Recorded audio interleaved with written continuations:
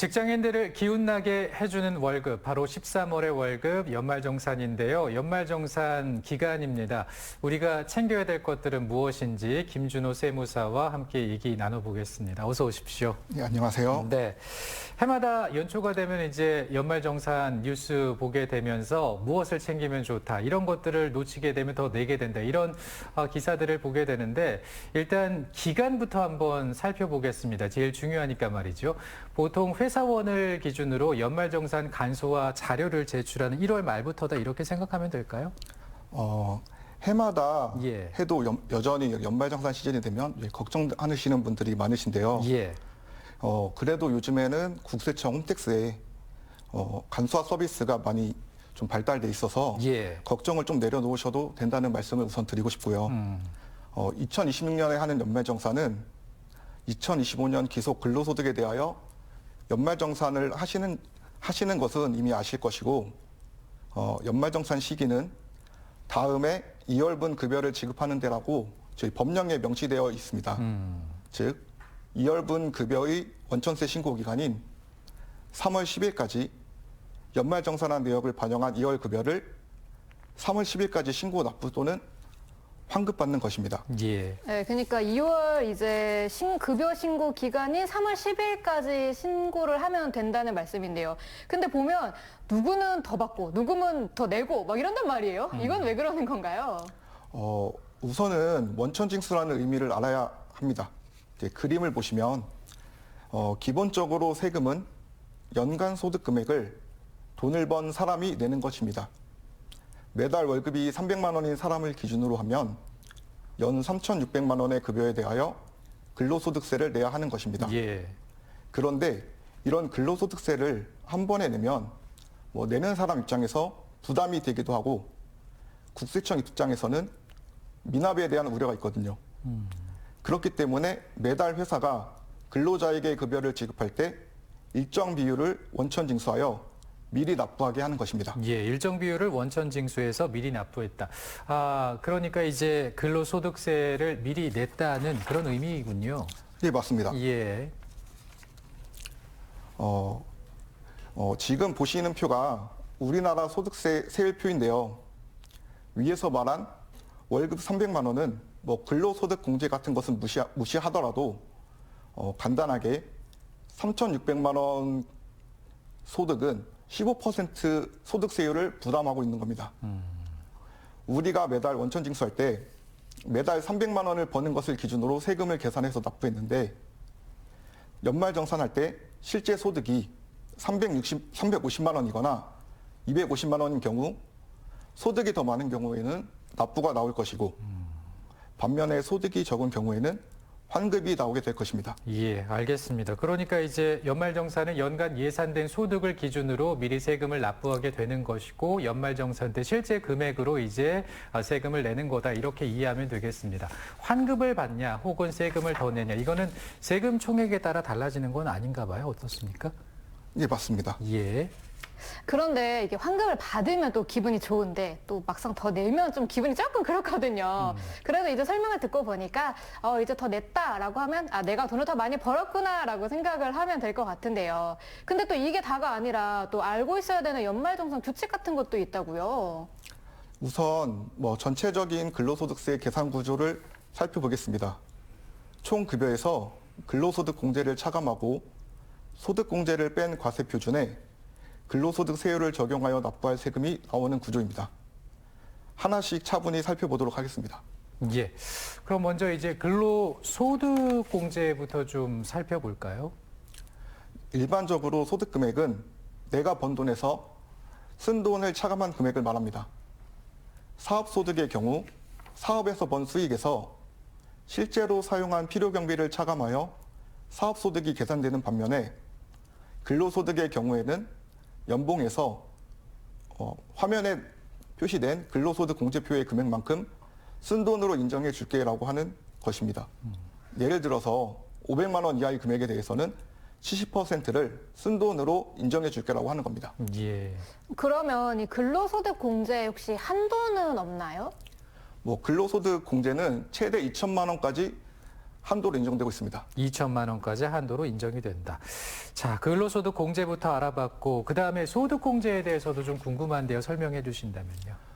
소득 공제는 인적 공제와 연금 보험료 공제, 특별소득 공제, 그 밖에 소득 공제로 구분할 수 있습니다. 기본 공제는 근로자 본인 및 요건을 충족한 배우자, 만 60세 이상의 직계 존속, 만 20세 이하의 직계 비속 등 기본 공제 대상 1인마다 150만 원을 공제해 주는 것입니다.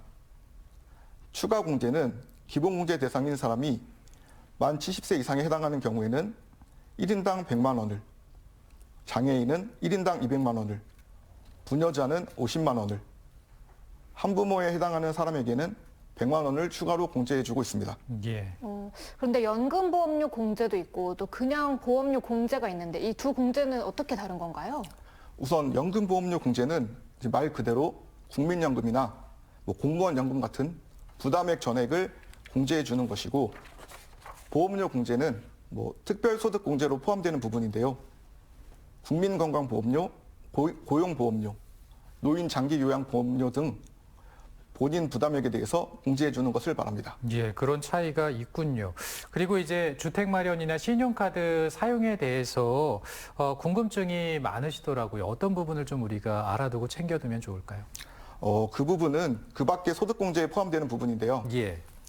요즘 내 집 마련을 위해 청약저축을 하는 분들 많은데, 청약저축이나 주택청약종합저축은 연 300만 원 이하, 근로자 주택 마련 저축은 월 15만 원 이하의 공제가 되고요. 신용카드 사용은 총 급여액의 20%를 초과하는 금액에 15에서 40%를 공제받을 수 있습니다. 이렇게 소득 공제에 대해서도 좀 설명을 해주셨는데 개정 사항은 없나요? 우선 주택청약 종합저축 납입액에 대한 개정 사항이 있는데요.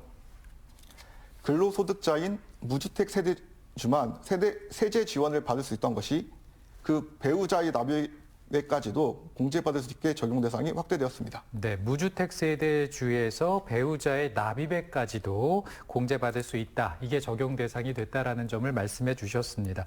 아울러서 이제 우리가 신용카드 많이 사용을 하고 있습니다. 신용카드에 대한 어떤 공제에 대해서도 개정 사항이 있다고 알고 있고, 그리고 이제 우리가 운동도 많이 하게 되는데 헬스장이나 수영장에서 이제 이용을 했을 때 사용 금액에 대해서도 이제 공제를 받을 수 있는 상황이 되지 않았습니까? 예, 맞습니다. 예. 신용카드 사용 금액에 대해서 도서, 공연, 미술관, 박물관, 영화 관람료까지 계속 확대되어 왔는데, 예. 25년 7월 1일부터 수영장 및 체력 단련장에 지출한 금액에 대해서도 30% 공제를 받을 수 있게 개정되었습니다.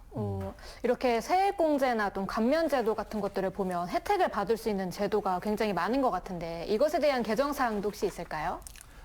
우선 세액 감면이나 공제 제도가 너무도 좀 종류가 많고 좀 어렵기도 해서 우선 주요 개정 사항 위주로 좀 안내해 드리도록 하겠습니다. 예. 우선 자녀 세액 공제입니다. 출산 보육 부담을 완화하기 위하여 자녀 세액 공제를 한 명인 경우 15만 원에서 25만 원으로, 두 명인 경우 20만 원에서 30만 원으로 상향되었습니다. 세 명 이상인 경우 초과 인원당 30만 원에서 40만 원으로 공제액이 상향되었습니다. 네, 지금 세액공제 보니까 각각 10만 원씩 상향이 됐구나라는 것을 알 수가 있습니다. 그리고 요즘 결혼 연령이 늦어지고 있고 또 그리고 저출산도 심각한 사회 문제로 대두되고 있는데요. 이 결혼을 혹시 하게 되면 세액공제 혜택을 받을 수 있는 부분도 나와 있습니까?